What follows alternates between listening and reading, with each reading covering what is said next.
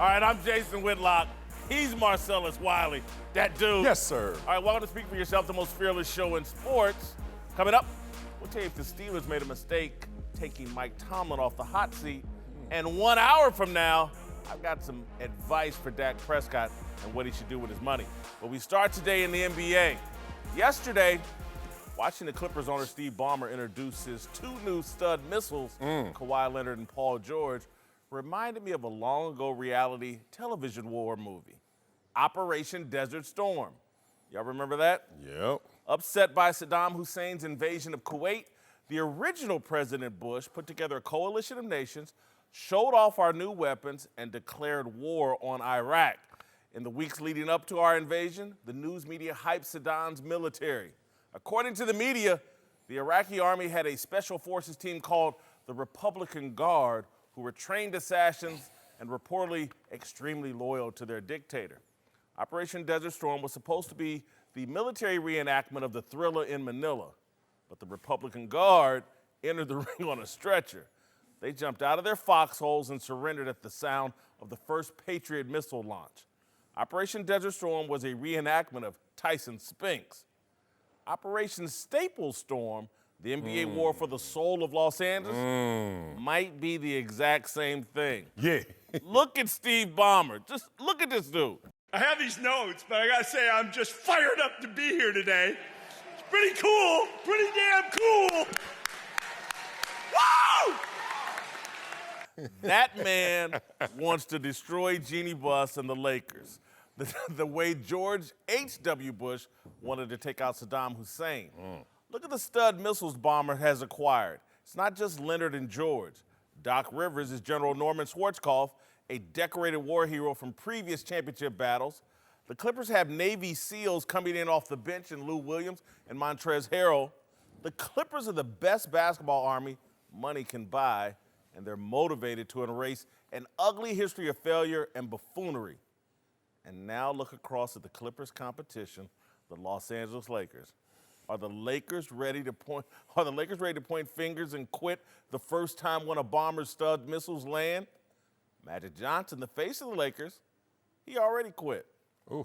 We've been talking about next year, and I'm sitting there saying, I'm not going to be here. I'm not going to be here. Anthony Davis, the Lakers' big offseason acquisition, has yet to suit up in the purple and gold, but he's already talking about playing for his hometown Chicago Bulls. Davis is only committed to the Lakers for one season. He could ditch LeBron and try to find a young star to join him in Chicago. Or hell, maybe LeBron would force his way out of Los Angeles and join AD in the Windy City. Yesterday, I said LeBron, the leader of the Lakers' elite Democratic Guard, would not back down from this war inside the Staples Center. Today, I'm not so sure. LeBron doesn't take blame for failures. He assigns it. When Steve Ballmer bulldozes and brings down Jeannie Buss in Operation Staple Storm, LeBron James will be a refugee in another NBA city. All right, joining the desk now is Yahoo Sports NBA insider Chris Haynes, who sat down with Kawhi Leonard just yesterday after the press conference. But Marcellus, we'll start with you. Are the Lakers going to put up a good fight this season? First of all, let me just get this out the way. I don't think there's anyone in this industry that could pull off those war references like you and still be relatable and still be the cool dude you are. Good. Kudos to you. He made a connect. Boy, he made a connect. Took me back to my Marv Levy Buffalo Bills days when Marv would sit there, that Harvard graduate, and get you motivated with the deepest of intellects. And you're like, I don't know what he just said, but you know what? I'm about to go kill somebody. That's how I feel right now, Whitlock, but I got to be objective. As much as I love my Clippers, I do not hate these Lakers, and I do not hate this squad. This Lakers squad is for real. And let me tell you what's going to happen. Let me give you an analogy, book/movie of my own. Hunger Games. You ever see the Hunger Games? We're going to talk about Started it, but go ahead. You started it? We're going to talk about the hunger of this Los Angeles Lakers organization and team. Let's start at the top. LeBron James, motivated, fully motivated. Last year, despite the numbers, that wasn't an MVP performance. He wants to go back and get his crown as the best in the game. Let's talk about AD. His name drugged through the mud throughout the transaction of him becoming a Los Angeles Laker. He wants to clear that. That guy's been nothing but great for the NBA. He wants to validate that. Kuzma, just talked to Kuzma not too long ago. Kuzma's on a mission, wondering why everyone keeps talking about this dynamic duo and not a big three. Okay. Because Kuzma's like, I'm the remaining of the young core for a reason. Let me go out there and show you these buckets. Let's talk about Rob Pelinka. Is he just Kobe's agent, or is he finally going to do something? I don't consider this Plan B move that he did for the free agents because he didn't get Plan A and Kawhi as validation. Going forward, he needs validation that this roster he constructed actually pays dividends. And last but not least, my homegirl, Jeannie Buss. She's not had a winning season as an owner yet. Think about that. Jeannie Buss has not won yet as an owner, so the hunger of this organization from top to bottom, on top of the fact that Vegas has them favored over my Clippers. Be careful if you just say, hand us the rings. We got some competition. Before you go, Chris, my memory of the movie The Hunger Games is not that sharp. But don't they all turn on each other or something? Hey, look, we got to eat or either die or kill. That's what happens. So, yeah, they do turn on each other. Look, first and foremost, LeBron James and the Los Angeles Lakers, they are not going to fold. I'll tell you that right now. But let me say this. I feel sorry for LeBron James. And the reason I do, because, look, I remember talking to him when I was covering him in Cleveland. He said, Chris, nothing has ever been given to me that was easy. And he started, I can't remember the different scenarios, but you look at when he came back to Cleveland, we thought he was going to have a pretty good chance to accomplish multiple championships with Cleveland. And then all of a sudden, over there in the West Coast, Golden State came about. Yes, they became did. a historic team out of nowhere. Nobody saw that. And then you go back, fast forward, rewind back to his Miami days, 2 championships, 4 years. Not what they wanted to get done, but successful nonetheless. Now he comes over to the Lakers, and you get AD. That's all fine and dandy. And now all of a sudden, in his own backyard, he has to deal with the revamped Los Angeles Clippers, a team that has assembled a roster that they have never seen before. It was a historical moment. He has to deal with that. And so if LeBron James, people want to talk about this Michael Jordan comparison.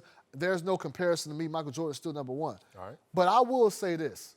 Michael Jordan hasn't gone through the competition bout that LeBron James has seen through his career. Stop.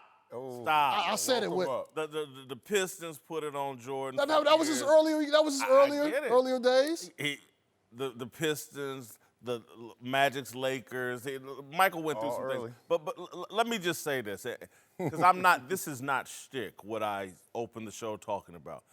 It's a true belief.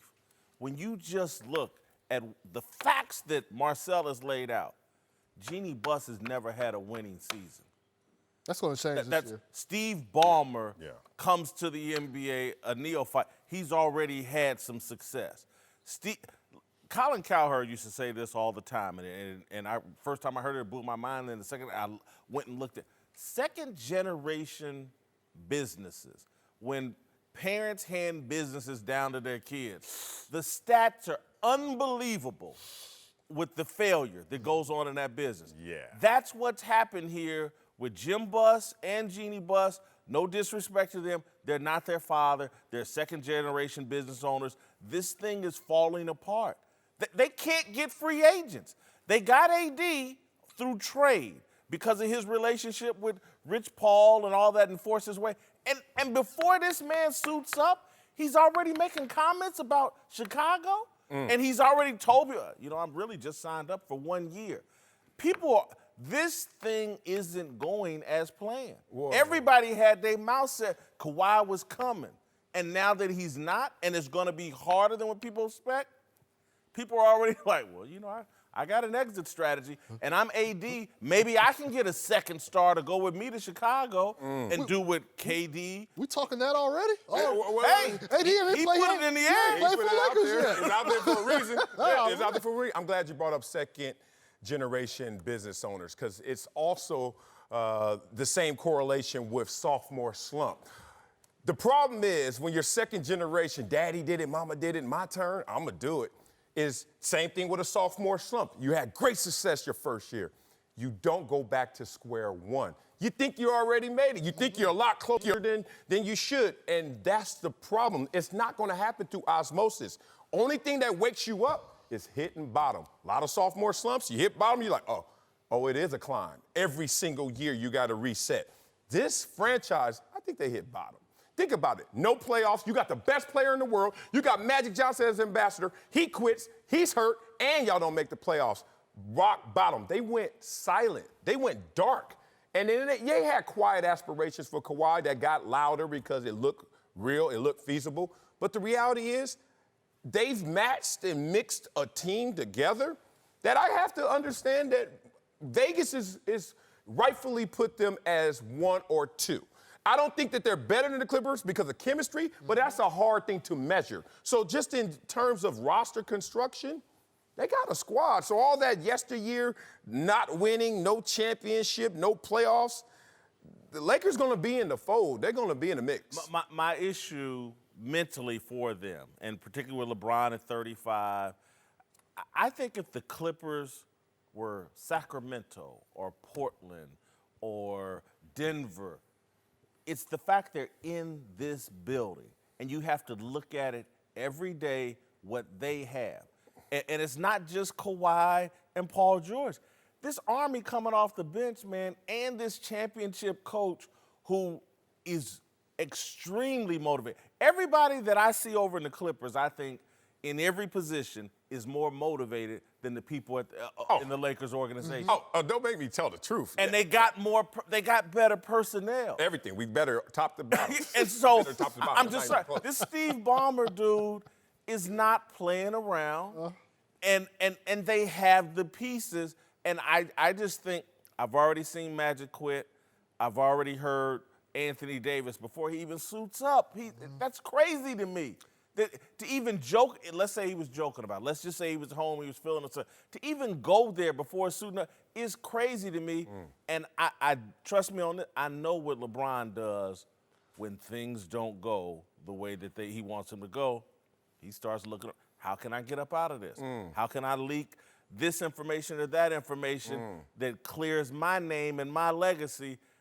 I agree. It's going to be Hunger Games over there, and they're going to look over and see the Clippers eating steak and potatoes every day and be like, I got to get out of here. J-Dub. Everything you said, look, I'm not trying to be a Laker homer or anything like that, but everything you're talking about in the past. We shouldn't be mentioning anything that had to do with the Lakers beyond July 1. July 1 up, that's what we should be talking about right now. And what they've done since July 1, they've assembled a comparable roster that can compete with anybody up there. I still will put the Clippers. They're my favorites as of right now. They didn't get what they wanted, Chris. That's fine. That's fine. But look, in this day and age, they don't need 3 superstars. I was talking to a Laker player the other day. I'm like, all right, y'all struck out on Kawhi. That's fine. But damn, 2 superstars is pretty good. Yeah. You know what I mean? Kawhi did it with what, a superstar and a half over there in Toronto? Right. You don't need that. That's fine and dandy. But look, Magic is gone. Jeannie hasn't had a winning record since she's been a sole owner. That's fine. I guarantee she'll have a winning record this year. That's for sure. And one more thing about the Clippers. Marcellus. I'm listening. All right. We want to talk about this. How much maintenance is Kawhi going to need during the regular season? Doesn't sound like much load management. He pumped from training camp. Did you hear him? You were there. I was there. He said, I'm excited for training camp. He said that. That's good. That's not load management. And as of right now, that press conference is the peak of the Clippers' tenure of being in existence. Now that's you had to get your shot in. That's the peak. I thought we weren't going nowhere before July 1st. Now we know all of a sudden get our shot That was just yesterday. Okay. But that's the peak right now. That Ballmer's peak? Or is Ballmer combat ready? Did he go over in Microsoft in Silicon Valley and tech industry and went to war and came out on top? Show me Jeannie Buss where she's gone to war. Show me her stripes. I like everything you're saying. Hey, but Paul George. Show me Pelinka's stripes. Show me Frank Vogel's stripes. Paul George got a couple shoulder issues coming back from him. They got it, it's going to take time. Those are lacerations from the surgeries on Paul George. Stop it. I'm not going to disrespect Paul George. No, I'm not going to disrespect, but I just want to say this. If he's not 100%, I'm just sorry. Lou Williams, Montrezl Harrell, that stuff coming off the bench can compensate if he's only 80% this year. Yeah, lethal. Look, I love the fact that you wanted to make a line of distinction, demarcation from July 1st prior and now. Because if we're going to go there on the Lakers before July 1st, you can go there on the Clippers. I'm going to stay narrowly focused to this question. Are they going to put up a good fight? Hell yeah. One, you don't share the same building. It sounds like you do. We both are tenants. You know what happens? On game day, I go to both. It's not the same. You go to a Laker game, ladies and gentlemen, it's quiet. All right. We're going to live in the past because we know what's out there right now. I ain't going to get it. Okay, you go to a Clipper game, T-shirts hitting you, hot dogs hitting you. A good game, they're going to make it to the playoffs. Ooh, just a little short. Now we got 2 cherries on top. To your point, the Lakers didn't get what they wanted. Clippers didn't get what they wanted either. They got Kawhi, but they were shooting for James Harden, Bradley Beal. They got Paul George, and we know that's not. Second star. I'm just saying they didn't fall down, but the devil's in the details. I think the Lakers gonna put up a great fight this year, but come up just short of my. I'm gonna give you the other thing that, as a Los Angeles person, you can disagree with me, and you may be right, but I truly believe this. When the Lakers experience what's about to happen with these fans in Los Angeles, this mass exodus, this turning their back on the lake, and it will happen. It's going to happen with celebrities, and it's going to happen with the hardcore fans first, and the celebrities are going to fall behind because they know you got to be with the streets. And so it's going to happen. They will be second fiddle in this city, and maybe a year from now. But once they get that arena and all the stuff they're doing in the community, and Kawhi is an authentic Los Angeles person, so is Paul George. Anthony Davis is a Chicago guy. LeBron's a Cleveland guy. They're just renting. The city is going to go with these young Los Angeles kids and the Clippers. All this, the Los Angeles Lakers. This is the Lakers nation, Lakers town. Watch what I say. Give me the last word on this one, because I got to do this, because I'm a native and I'm a rep it. If you can bless right now, you'll be doing it right now. I am. My undertones are, at least. Let me tell you this. They already done did it. The takeover is real, because you got to start with the youth and you got to start with the hardcore. Where was the press conference yesterday? South Central. South Central. You go to over 200 courts to get an open run in L.A. right now, you're going to see Clippers on the background. Nowhere are you going to see Lakers in the hood with the youngsters. The youngsters haven't even seen a good Lakers team. So if you want to talk about that takeover, the initiatives are real, the team is there, and now it's going to come together. I wish I had some kind of hip-hop analogy off the top of my head for what Kawhi represents and what LeBron represents at 35. But to me, it's kind. And again, I love Will Smith, but and I love him. I love Will Smith. That's the lane LeBron's in. LA tends to go with the Ice Cube crowd, and so Ice Cube's gonna jump ship. Whitlock and Wiley, joined now by Fox NFL analyst Mark Schlereth and longtime NFL offensive lineman Jeff Schwartz. Don't adjust your TVs. Big uglies are here. Heavyweights. Right, time now for a big story. Let's move to Pittsburgh, where the Steelers have extended head coach Mike Tomlin's contract by 1 year through the end of the 2021 season, which happens to be the same year Big Ben's deal expires. Tomlin was facing a lot of pressure after a rough year that saw the Steelers miss the playoffs and drama around Le'Veon Bell's holdout and Antonio Brown's beef with Big Ben. But this new deal appears to have taken Tomlin completely off the hot seat. I get what the Steelers are doing. They believe in continuity. I'm on the record, I think Tomlin and the Steelers are going to be back on top this year, a Super Bowl threat, but I wouldn't have taken him off the hot seat. I would have left him there. I don't have a problem with it. I don't think it would have made any difference. I think his mindset is a mindset that I share, a lot of people share, which we all know about the game of football. You eat what you kill in football, one. So everyone talks about pressure and the external motivation that comes with pressure. How about the inner motivation that I'm just trying to be committed to my game, to be my best, no matter what those circumstances look like? So his dedication to his craft, to his own words, he said in an interview, I walk around with motivation. I walk around with this chip. So I don't need to lose 2 of my star players to feel more motivated. He's already fully committed and fully motivated. So I don't think it would have made a difference in terms of what the outside thought of him and his circumstances, because it's about how he wakes up every day. If he goes 5-11 this year, he's probably gone anyways, whether he had an extension or not. I love pairing him up with Big Ben, but I'm with you. I think the Steelers go 10-6, 11-5. They win the North. They got all the noise out, right? Le'Veon Bell's out, Antonio Brown is out. This is the first time since Tomlin and Big Ben have been together that there's doubt on what they can do. I think being a veteran team, that's going to drive them to just focus in just a little bit more in training camp. Just put in a little bit more work. It's going to pay off on the field. I like that they paired them together, but I think it's more just about, hey, we're in this together. Let's make it happen. I think they're going to have a great season. Yeah, I'm with you guys. I think they're going to win this division. And I will tell you this. The interesting thing to me is I think over the last couple of years, Mike Tomlin, some of it's his own fault, some of it's the players they have, I think he's been emasculated. I think there's been a question about his authority in his own locker room. Yeah. And I think it's come from the players. And one of the things he says all the time, and I can confirm this through a bunch of players that have played for him, I'm going to put up with it until I can replace it. Well, guess what? You can't replace Antonio Brown. Like, he's not from this planet. He's a freak of nature when it comes to what he can do on a football field. So you've essentially acquiesced your authority to a couple of players. They've removed those players, and this is the Pittsburgh Steelers management saying, hey, you know what? You are in charge. You have authority. We give you this extension. Go exercise that authority. That's what they're doing here for Mike Tomlin, and I think it's a great power play for him. In my lifetime, there's been Chuck Noll, there's been Bill Cowher, and there's been Mike Tomlin. That's it, right? And so I think they've reestablished. There's the new sheriff in town is the same one that you've had for a while, and we've empowered him. We've given him a vote of confidence. And it may be necessary for them to do that, and that may be the final piece of the puzzle for them coming into this year. Big Ben and Mike Tomlin are on the same level in terms of comfort and contract extension.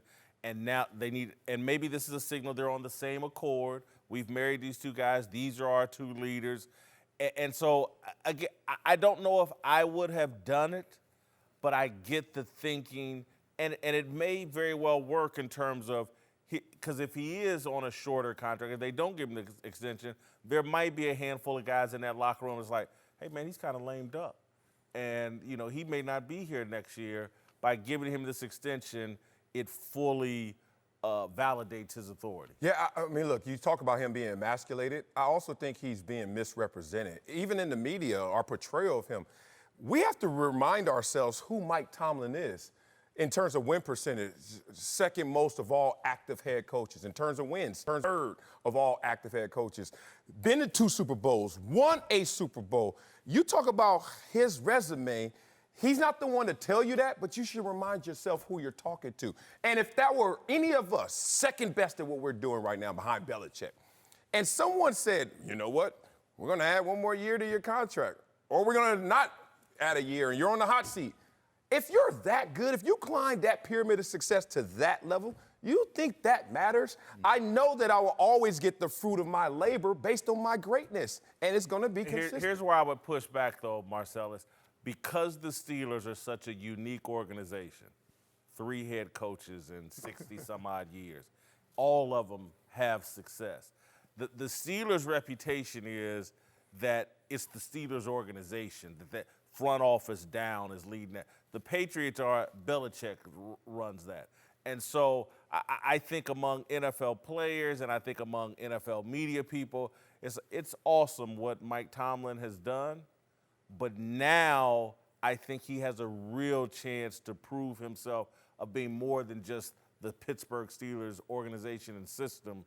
He can really put his stamp on his coaching. Here's the other thing with this organization I think is interesting. You talked about how now they're tied together, he and Roethlisberger, until both their contracts end. Both of these guys are coming under scrutiny or have come under scrutiny. So it's one of those situations where you're looking at each other going, we're in this thing together. You realize we're married. We're tied at the hip. And arranged marriage, too. Right, and if we don't have success. So, I mean, I think there's a bit of where this bonds these two together because they both have some reputation that needs to be healed, if you will, from the media standpoint. Yeah, exactly. And it will happen, in my opinion, because those voices are out of law. I think we underestimated how much of a cancer AB had been at times because we like what he does on social media and he's such a great player. But I think having that noise out, how many times have we ever had a team like lose a wide receiver and it's really mattered so much to their win-loss record when they still have a Hall of Fame quarterback and possibly a Hall of Fame coach? It doesn't matter as much as people think. And I think they're tying them together, saying, look, you guys are in this now together. Make this happen. They added their middle linebacker. Their defense will be good. Their offense is still going to be good. I love the move. all in together and make it happen. But have you changed the common denominator from a lot of the Steelers' issues and woes? Ben Roethlisberger and his leadership, hey, you can remove an AB and you say, okay, now this is my locker room. Respect that. But when adversity hits, your true colors show. Has he changed his colors? Has he changed his mental makeup? We'll find this year, but he's listening, right? He had the little outing with his guys. That was back. He canceled his radio appearances for the season. He's been nothing but respectful in public. But remember this, too. Big Ben has never really had to be the leader on the Steelers. They've been led by their defense forever. They've been led by their veteran offensive linemen, by Hines Ward, by all these other guys. He is now learning how to be the leader of that team. It's now upon him, and maybe this was a growing experience the last couple of years on how to do that. I think as it relates to Big Ben, I'll make a relationship analogy in terms of, because I've never understood why Big Ben and Tomlin haven't been lockstep, because I think their personalities match. Both of them are gamblers. Both of them are hyper-aggressive in the style of play they want to do. And again, if you remember anything about Big Ben, his reputation, particularly early on before he was married, is like, the brothers love Big Ben. It's never made sense. But it does make sense in this respect. A lot of times, I feel like because there were too many voices, it's like when you're dating more than one person. And it's not until you like really zero in on a single person that you discover like, oh, damn. This is what I should have been doing all along. I thought it was better when I was, juggling this and that and juggling AB's feelings and juggling Le'Veon Bell, blah, blah, blah. Now it's just going to be Big Ben and Mike Tomlin, and I think it's a marriage that's going to work. Joined now by Denver Nuggets point guard Monte Morris. All right, Monte, I'm going to start you off with a maybe easy question. Yeah. Frustration or motivation when you hear people say the Denver Nuggets, 5th seed in the West? Does that frustrate you or does that motivate you? It's motivation. I mean, last year, our goal was going into training camp was to be a playoff team. We made the playoffs now, so going forward, Coach Malone always preached to us, let's go farther, So we know we got everybody back, adding Grant from OKC. I think that'll be a huge contributor to what we're trying to do in Denver and take that next step for us. So it's definitely motivation. It's always been motivation. We got a lot of underrated guys, and people didn't know much about us until we got in the playoffs and they really seen, how good we were. So it's motivation for sure. Well, I know you're a fan of the game. You've been following this free agency period. Yeah. There's teams that build through a young core, and there's teams that go out there and just spend their money and buy teams. The importance of doing one over the other. Yeah, so, some teams, are trying to start over and start with younger guys, younger core, but there's some teams out there that's trying to win right now. And, like in LA, they got some superstars over there. It's been a crazy offseason, Westbrook going with Harden. The West is loaded. So, it's just all about how you feel and what your team needs and how you see the future. Yeah, so talk about LA. We're right here. There's the Lakers, obviously Anthony Davis, LeBron, but the Clippers, we know what they did with Paul George and Kawhi Leonard. Which of those teams do you see looking better in terms of the roster so far? Man, it's hard to say. It ain't that hard. Come on.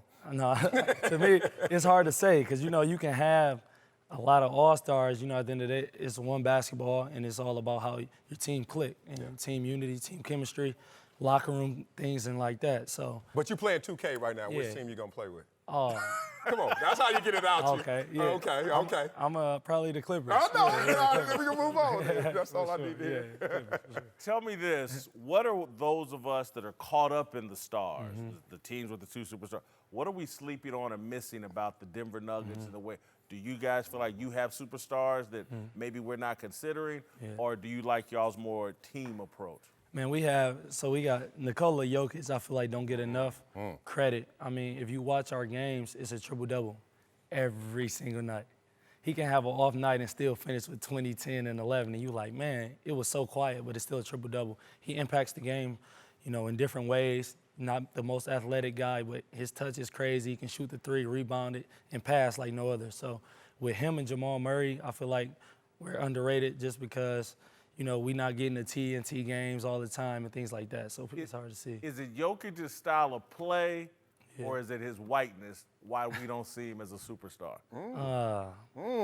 I think in this day and age, everybody's caught up in the highlights, the above the rim, and all that to get people's attention. He's a guy that goes out there and play the game the right way. He's a team guy and everything. So I feel like when you watching his game, you're not gonna be, it's just simple, it's straight to the point, but it get the job done, It's interesting. I need to know his secret sauce. Like you scouting him because you said he's a big that can shoot the three and pass it. We know that. We've seen that. But there's still something else to his game that obviously helps him translate it to those triple doubles you speak of. Yeah, I mean, I think it's his preparation.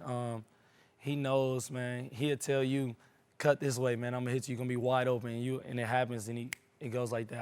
I think his preparation before the game, knowing he know every team's defensive scheme is crazy. So I think him preparing early on for the games, it just makes the games that much simpler when he get out there and play. Hey, a lot of conversation about player empowerment. Some in the NBA, I think, argue the players have too much power. Yeah. Steve Kerr has criticized Anthony Davis for the move from New Orleans with time on his contract, says it's bad for the league that for the players to duck out on their contracts. Your response to Kerr's criticism of AD, bad for the league? I don't think it's bad for the league. AD did a great time in New Orleans. He gave that city his heart and soul, man. I don't have much to say negative about none of that. Him going over there to LA, so he's starting a new chapter in his life. Coming to LA, it's a good area, good team. He want to win right away. I don't think it's bad for the league. I think it'll increase viewers and make us compete and get in the gym a little bit more and work hard because, they loaded over there. So I don't think it's bad for the league at all. Now, being a fan of yours, being a sixth man on a contender, respect Jamal Crawford, my dog, Lou Williams, Montrezl Harrell, Iggy. Are you satisfied being a sixth man? Because there are some cons. You kind of cap yourself financially at times. How do you feel about being a sixth man? See, me, I've always been under the radar guy, man. I'm not going to woo you above the rim and none of that. I know my role. And where every team, like the Denver Nuggets, need me to come off the bench and play my role, I'm going to play that to the best of my ability. Right now, I'm happy where I'm at. We're winning. We got a young core. We all want to get better. We work very hard and everything. So I'm fine with my role. And whatever happens, any opportunity that opens up with the Nuggets, I'm going to take that head on and try to be the best Monte version I can be. Have you hit up Jamal Murray for any money yet? Not me. Not me. You got 170? 170. No All-Stars? I love you. I love you. Whitlock and Wiley, my trusty can of Twitter off. Mark Schlereth, Chris Haynes are back. Time to get antisocial.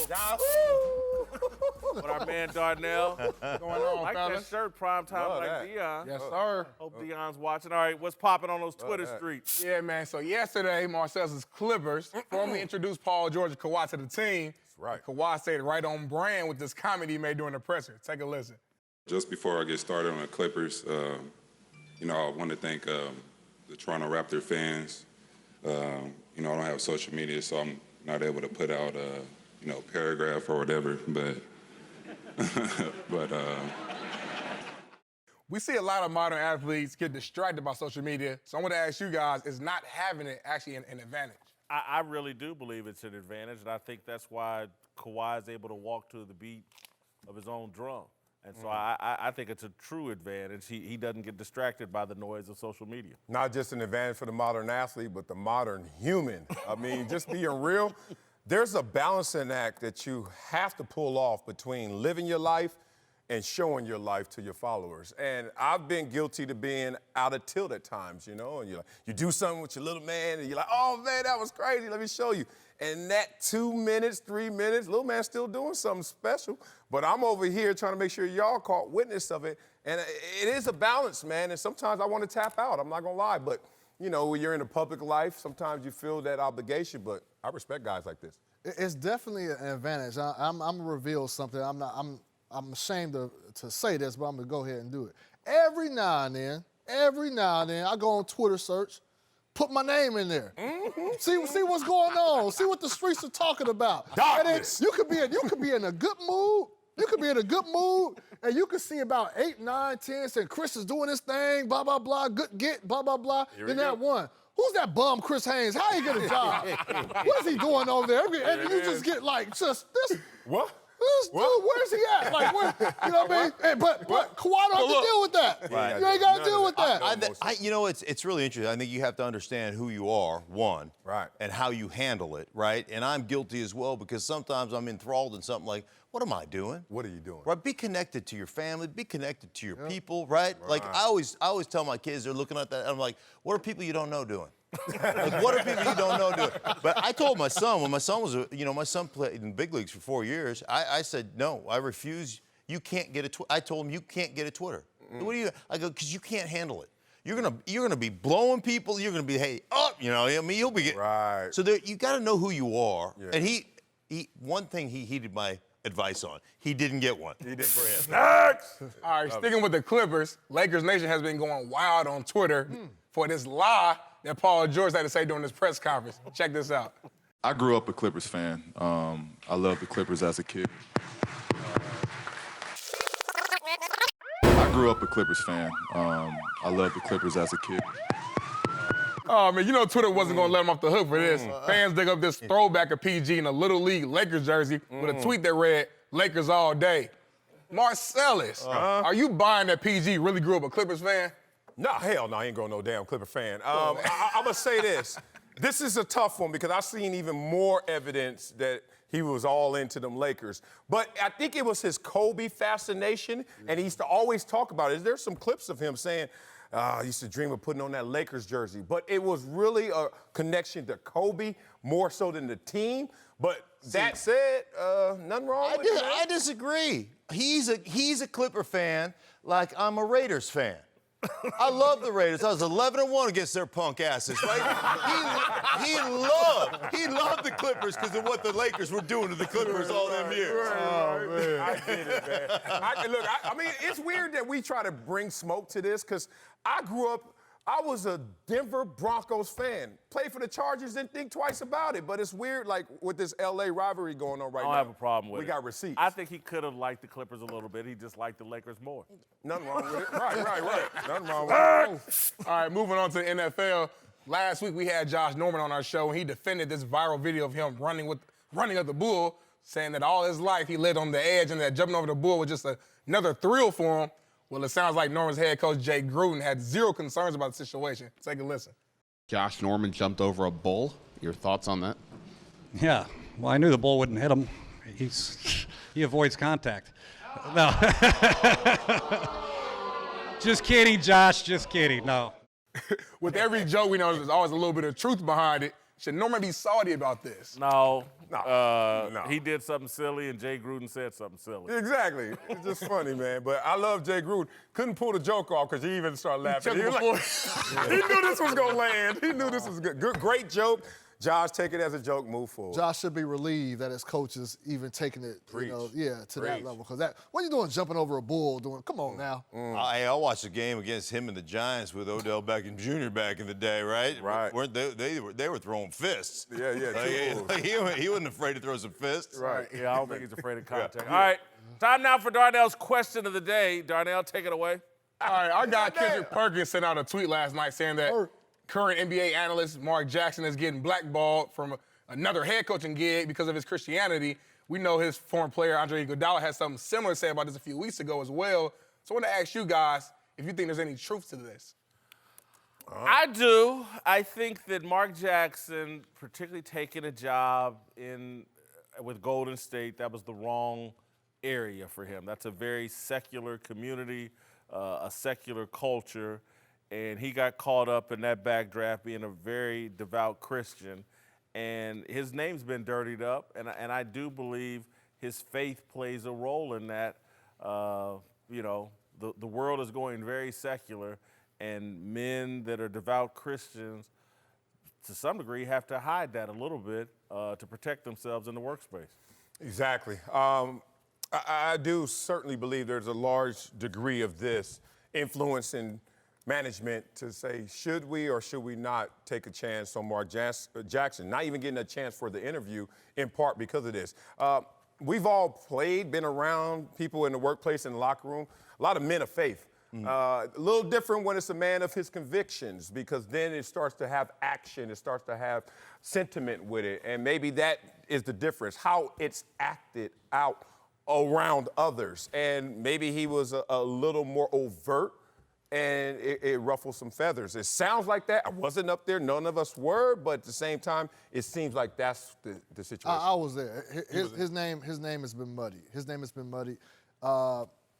His faith, his views is definitely a sticking point with people. But, you know, there was criticism with Mark Jackson as far as his relationships, that he wasn't communicating with everybody.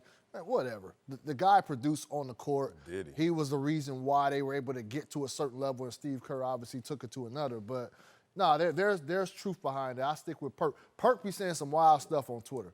Some wild stuff. He's valid in this one.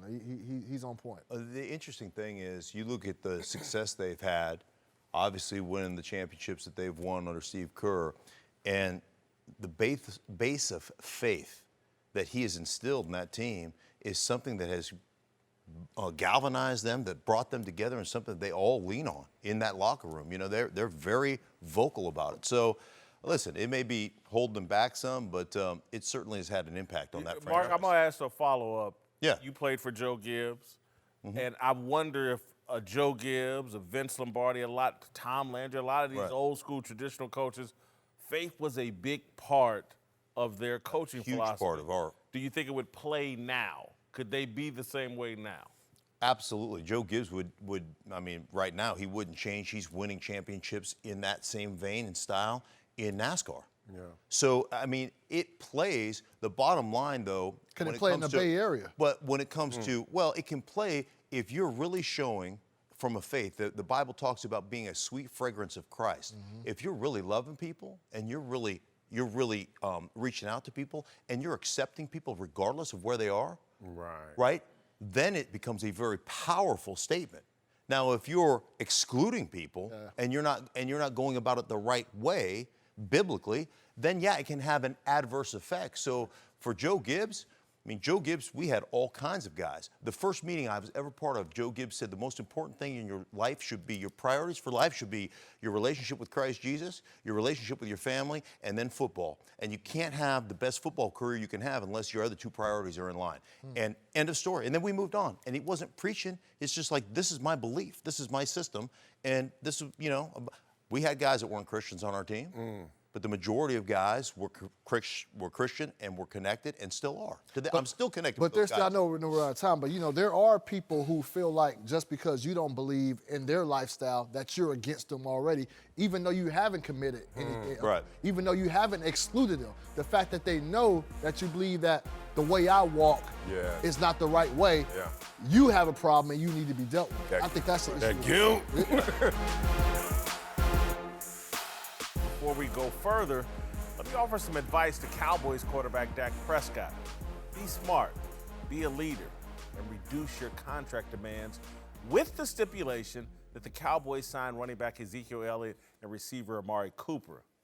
Announce or leak these stipulations to the media. Let's say you accept a deal that pays you an average of $25 million a year over the next 3 years, which would be $5 to $7 million below market. Demand that all of your salary is guaranteed. Dak, show some self-awareness. You are not Aaron Rodgers or Patrick Mahomes. You can't carry a team on your back. Right now, 4 years into your career, you're a system quarterback who manages the game. There's nothing wrong with that. You can develop into much more. I've seen it. Rich Gannon was a backup in Minnesota at your age. He was an MVP of the league at age 37. At age 25, you should be betting on yourself and this Cowboys team. Taking advantage of this Super Bowl roster is critical for your NFL future. Taking less now would be a sign that you truly believe in yourself. Demanding to punch your lottery ticket now tells me that either you or your agent doesn't really believe you're a franchise quarterback. You want the money before you get exposed. At age 24, Russell Wilson was a rookie starter for the Seattle Seahawks. By his third season, he had a Super Bowl title and a second Super Bowl appearance. Early in his career, like you, Dak, Russell benefited from a stout defense and a workhorse running back, Marshawn Lynch. Despite his postseason success, When he renewed his contract in 2015 and became the highest paid player in the locker room by far, his teammates turned bitter and jealous toward him. Money divides family and friends. It can definitely separate teammates. If you sign with the Cowboys for $30 million a season, your teammates are going to turn on you. It's inevitable. Fat pigs get slaughtered. Dak, leave room for your teammates to wet their beaks. The lifespan of an NFL running back is much shorter than an NFL quarterback's. Let Zeke eat first. Be the hero of his contract dispute. That kind of sacrifice will pay off for you in the years to come. All right, Mark Schlereth and Jeff Schwartz are back. Marcellus, I'll start with you. Should Dak leave some of his money on the table for Zeke and Amari? I already know what you're going to say. Go ahead, go on. Hell no, you know me, the ringless one up here. The game was about money and memories for me, brother. I'm going to tell you the truth. I wouldn't leave one rusty penny for them people. And I'm going to tell you them people, you know why? Because I got an example of the highest of highs in Tom Brady. Let's go back to February 2013. Anybody Brady Bunch fans up here? Dun, dun, dun, dun, dun, dun. Here's a story about the New England Patriots. Told Tom Brady, hey, man, we got an extension for you. $9 million per. 3 years, $27 million. Tom Brady signs it. At the time where top quarterbacks were getting $20 million, he took less than half of his value. For what reason? Two things. One, build a team around me, and two, take care of Wes Welker. Let's fast forward 1 month. In March of 2013, Wes Welker leaves New England. Tom Brady stuck with this undervalued contract. Where does that money go, I wonder? Did it build the team around him? Obviously, they've won some more Super Bowls, a couple since then. But where's Wes Welker? Where I directed the money to go, did it go there? You know why? Because once someone hits free agency, it doesn't stop the other teams from bidding, and it doesn't stop that player saying, "This was great. Thank you, Dak. I know you left a little in the ante for me, but guess what? I'm going to take more to do something elsewhere." Do not fall victim, as Tom Brady did, to giving it to the team. In theory, it sounds great what you said, and I get it. You take less money, you build around it, but you were 1,000% right. We use New England Patriots as the example for taking less money to start a player, but where are they reinvested? Look at the top of their contracts. They're like every other team. They pay Stephon Gilmore, they pay some of their guys, Shaq Mason, that they re-signed, their center they re-signed. They let Trey Flowers walk. They let everyone walk. They trade everyone. Like, they don't reinvest the money into other players. Yeah. They save it for themselves. Dak should take his money when he can. I agree with all that. I agree he's not a top quarterback. He's more Alex Smith than anything else. They need Zeke Elliott, but they need Amari Cooper more. You pay Amari Cooper and you pay Dak, and what's ever left over, if Zeke wants that, he can have that. But the stats show that when Amari Cooper was in the game, Dak was better on third down. The offense was better yards per play. The offense was better with Dak. You get Frederick back at center. You worry about those two players first, Amari and Dak, and get Zeke last. Here, don't leave a penny on the table. You get what you can get because you're one play away from never playing again. So get your money. But you know what you've got to do from an organizational standpoint? You got to be smart. The Cowboys have got to be smart in the way they structure this contract. Give him all his money, give it to him in the form of a bonus, and make it palatable on a salary cap issue. Like, make it something that you can eat from with the salary cap. Make it a manageable number on the cap. That's what they have to do. But Dak Prescott shouldn't take less money because he wants to get, he wants to get a couple of his buddies on board. They don't care about his buddies anyhow. I'm going to tell you what Dak will not survive. I love this. What Russell Wilson survived. When Russell got all that money and those defensive players, the Legion of Boom, started turning on him, Dak Prescott will not survive that. Russell Wilson did survive that because, one, he's a baller and he's cut from a different cloth, and he's a better player than Dak Prescott. And trust me, if Dak walks into that locker room, $30 million a year, all hell's going to break loose. They will be talking about Dak Prescott after every damn game that he doesn't deliver, every practice he doesn't deliver. They're going to eat him alive. And that money is not going to satisfy him. If he just take 25, 26, 27 million, he crosses that $30 million threshold, they are going to eat him up.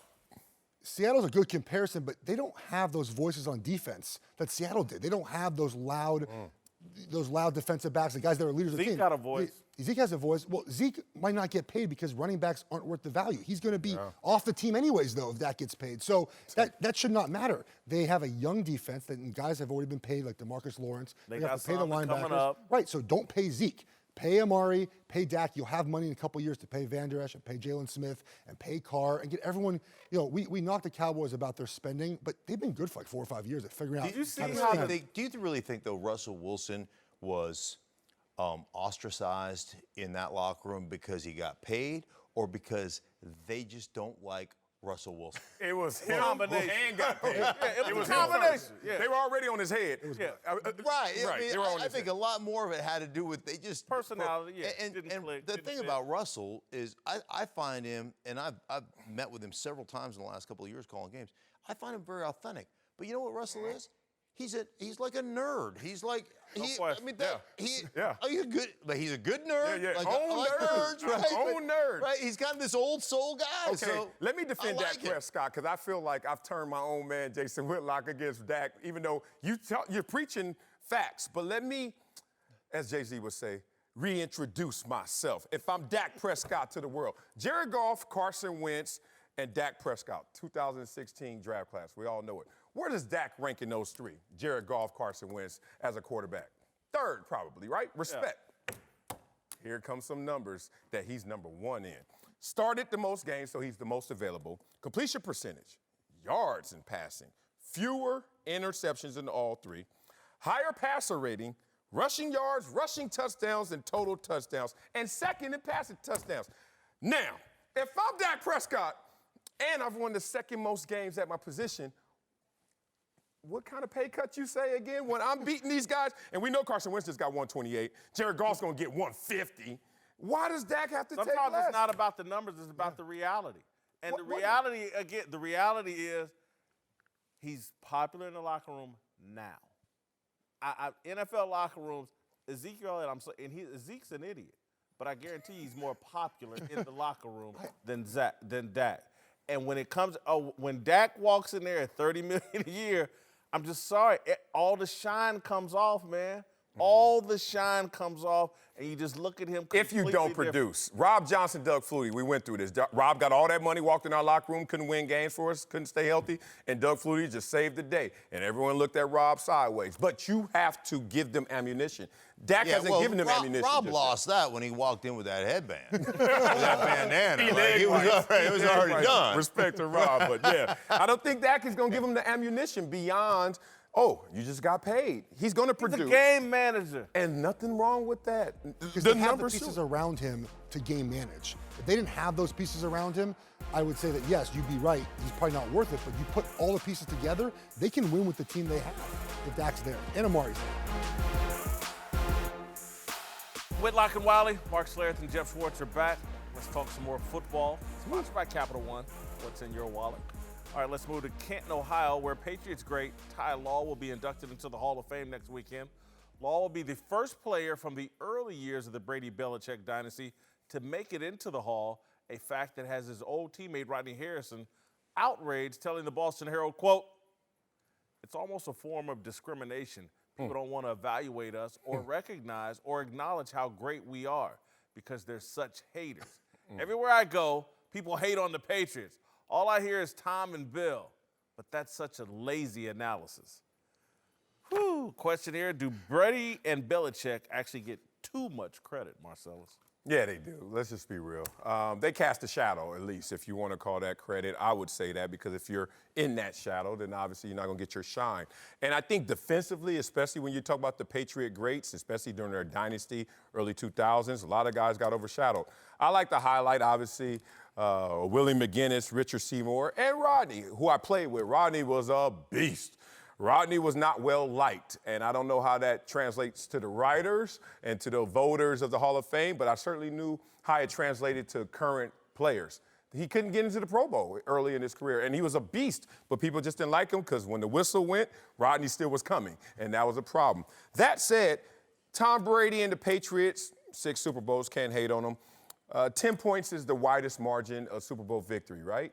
And that was the one just passed when they gave up only 13 points. So that's another defensive win. You talk about all the field goals and Adam Vinatieri. Those were defensive games that all of a sudden Tom Brady came through miraculously. Richard Seymour is a defensive tackle that put up enough numbers that comparable to a Randy White, who's a Hall of Famer. Willie McGinnis is a linebacker who needs to get in. Randy White, half man, half monster. Never said that about Richard Seymour, but go ahead.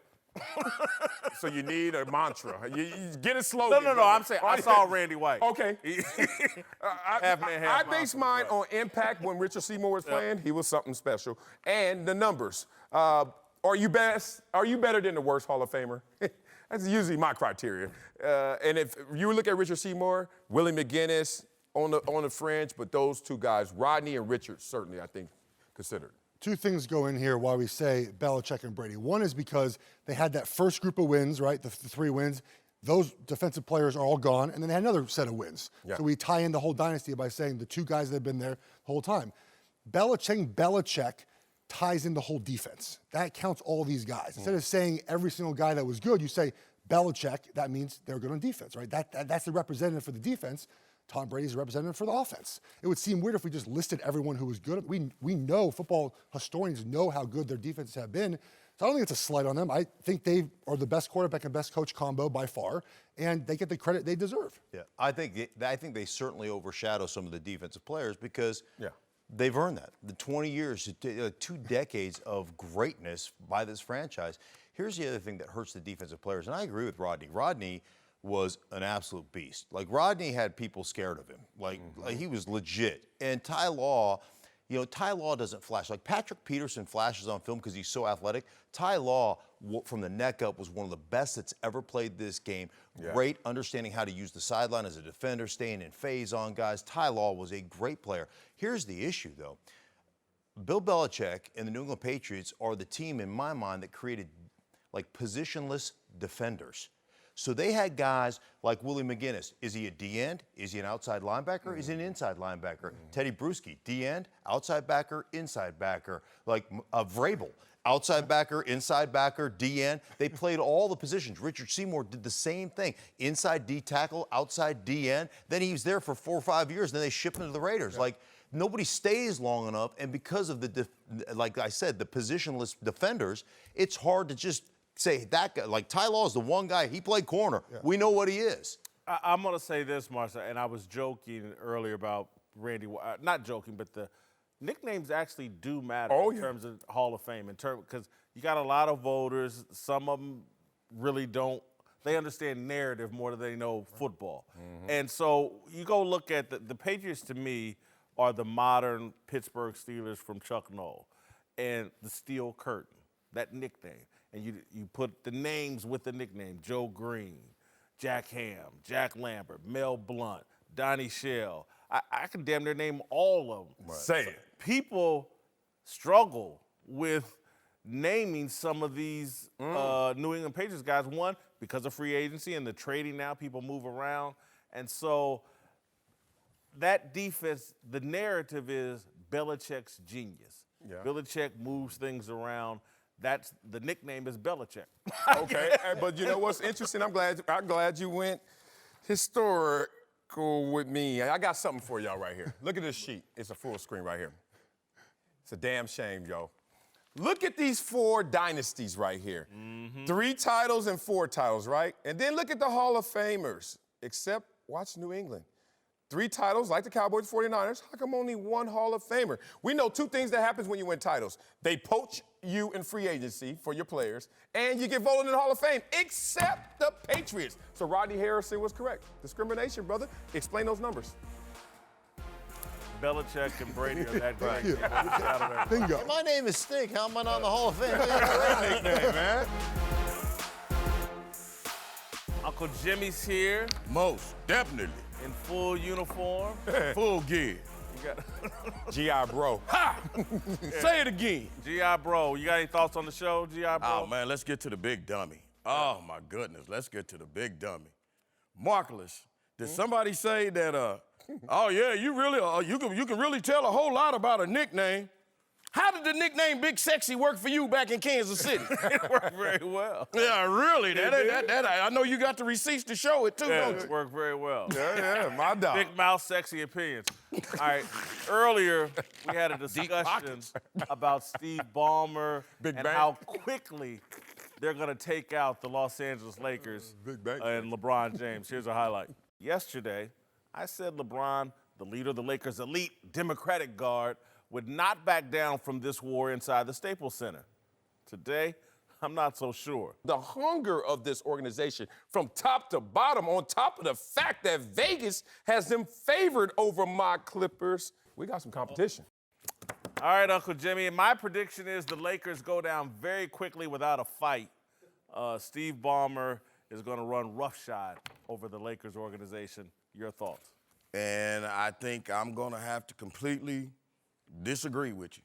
All right. I'm going to defend LeBron on this one. All right. LeBron is not going to quit Really? in the beginning. Stupid. I mean, don't get me wrong. In the beginning, he going to put up a good front. Right. You know, he'll get out there, he'll look pretty. You know, he'll show off his new little hairline he just bought. You know, he'll be out there letting people take little selfies of him, you know. He'll be out there before the game, you know, he'll be trying to act like he wants it. Powder. He don't want that, man. He don't want it. Hey, man, as soon as Kawhi and Paul George start dropping them bombs on him, hey, you'll see LeBron and AD start coming out them foxholes. You know where they at. Look at him. Look at you. See, you know, you kill me always making these little war analogies. Yeah. The closest you done ever came to combat was when you found out that the McRib was only at a limited time. Now, me, myself, I done been to war. I served my country. I was in the big one. The big one. What? Battle of the Bulge. 69th Battalion. Me and Rob Gronkowski's granddaddy. We was bringing up the rear. But see, that's your problem, see, because you got the wrong war. This ain't Desert Storm. What? This is that big one they've been warning y'all about that was going to hit L.A. Ooh. Hey, the Lakers is getting attacked from all sides. That's true. They getting attacked from the Clippers, the Warriors, the Bucks, the Nuggets. It's a full frontal nudity assault on the Lakers right now. The likes of what LeBron James has never seen. He ain't gonna be able to handle it. So you agree with me? Man, look, I agree with my grandmama. My grandmama said pressure will make a monkey eat fire. And sometimes make him swear he like it. That might be where LeBron is right now. Hey, look here, man. He ain't got Kyrie Irving. He ain't got Ray Allen. And he ain't got Bugs Bunny to bail his ass out this time. Huh? Dumb, man. I Hey, look, we used to see LeBron doing what? What we see him do all last year? Load management. You know what you're going to see him doing this year? Unload management.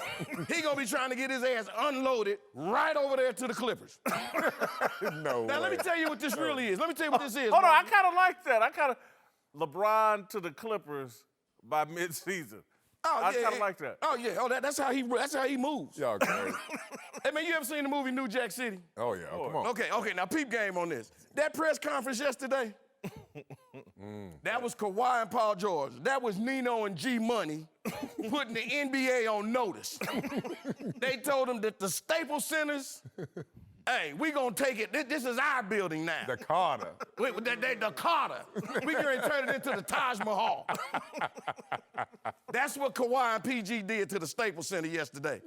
And then after the press conference was over, then they set up here, then they gonna pull LeBron out from the back, bucket booty ass naked. Said, now whose house is this? LeBron said, it's your house, Kawhi. AD over in the corner looking like Pookie talking about, all these teams keep calling me, man. I don't know where I'm gonna go. AD, man your ass up, man. We going into war. Stand up and get in here and do it. Shave your damn eyebrow. Grow your ass up. Let's go. Man up or ship out. Ain't nothing to it but to do it. Let's go. Barbecue or mildew. Come on.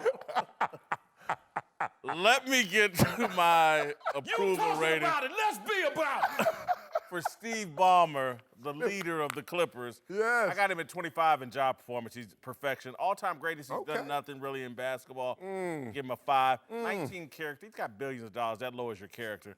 Authenticity. That was your character. 20. 69 role player. Oh, man. Hey, I was going to put 25, but remember Blake and Tobias? That kind of hurt when he was doing those trades. So 21 for me, all-time greatness. You know, we starting somewhere. We're going to end a lot higher than that at 12. Character, 21. Look, man, you built a whole lot of success in your resume. Authenticity, no one gets it realer than Steve Ballmer. That's it for us. We'll see you Monday. Hoorah!